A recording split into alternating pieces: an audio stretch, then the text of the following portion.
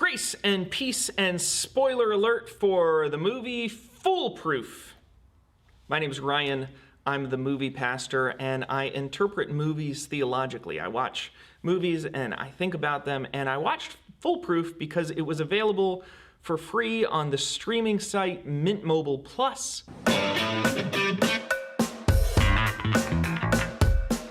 Which at the time was a kind of one-off joke when I thought it was going to be like free and viral for anyone for a long time, but it turned out they only kept the site up for like a week or so, and it was only streaming the movie Foolproof.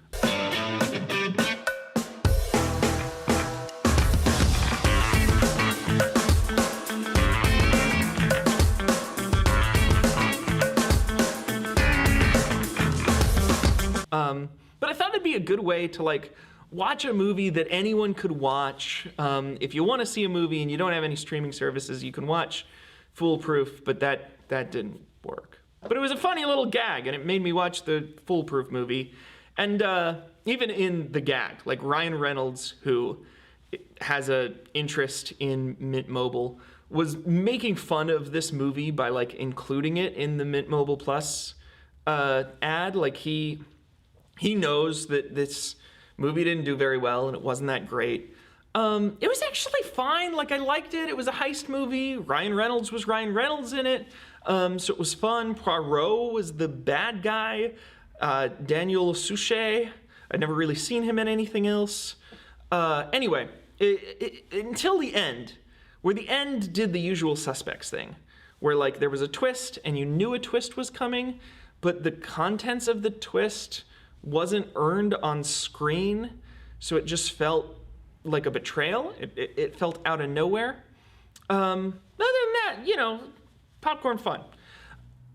The meaning of the movie, like the uniqueness of it, seems to come from this idea of being foolproof, from the gang of protagonists who like to imagine doing heists and like to prepare for heists as a matter of fun.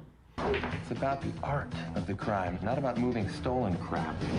Who makes a game out of crime. Kaboom!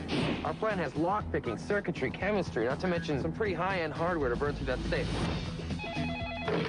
Kevin Kraft. I was robbed. They took the envelope. The envelope? But a master thief is turning this game into a real heist. As you know, I stole your plan. They're not criminals. They don't want to do real crime. They want to do fake crime. And I have to admit, that's a relatable impulse. In fact, I think it's a really unique concept for a movie. I wish that more movies would, like, I wish the end of that movie had come back to that in a meaningful way. But a year or two ago, I remember going on an anniversary trip with my wife, and we were at the Universal parks, and it was like a fun, idle activity to like think, hey, how would we go through that turnstile if we didn't have tickets? We did, but sometimes it's fun to like solve the puzzle of how to counteract things. And I think the important meaning question, if we want to go deeper, if we want to movie pastor this up, the meaning question should be why? Why does it feel good to be bad? Well, why is it fun to watch anti-heroes and to play games as the nastier character and to do bad things in a way where there are not bad ramifications, where you don't actually hurt people, but you pretend to? And that's tempting. That's kind of nice sometimes. I think if you were to ask me that question when I was younger, earlier in my faith life, I wouldn't hesitate. I would just say, yeah, of course, because that's sin. Because we all want to be bad, and we have this bad impulse in us, but if we were more sanctified, we wouldn't want to be bad anymore.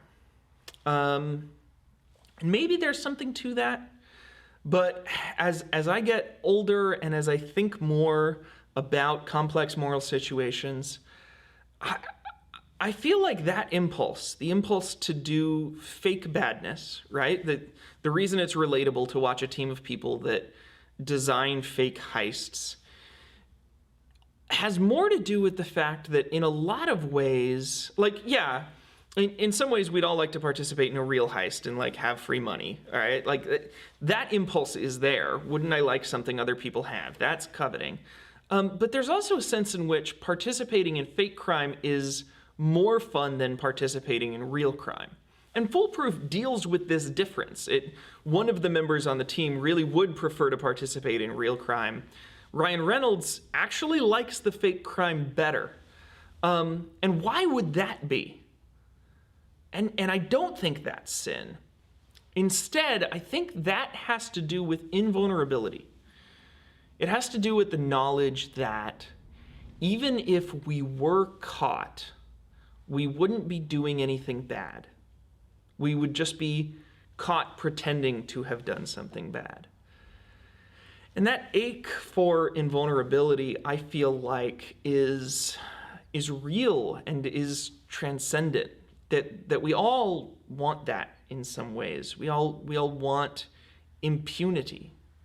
We all want to be utterly invulnerable. And what C.S. Lewis would ask at that point is, how can we thirst in a world without liquids? What does it mean to be thirsty if nothing exists that can quench your thirst? The experience of thirst implies liquids.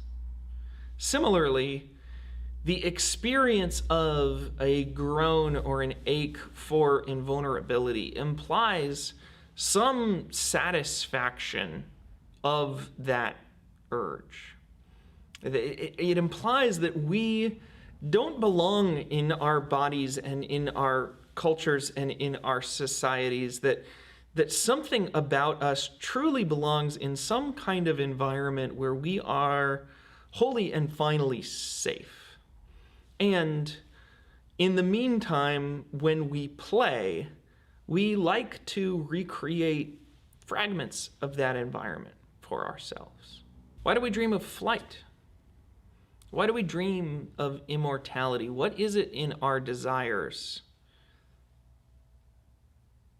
that yearns for that? I think no matter who you are, no matter where you come from, no matter what background, or whether you relate to the idea of wanting to pretend to do heists or not, there is a part of us that seems to long for a world that does not exist unless it does.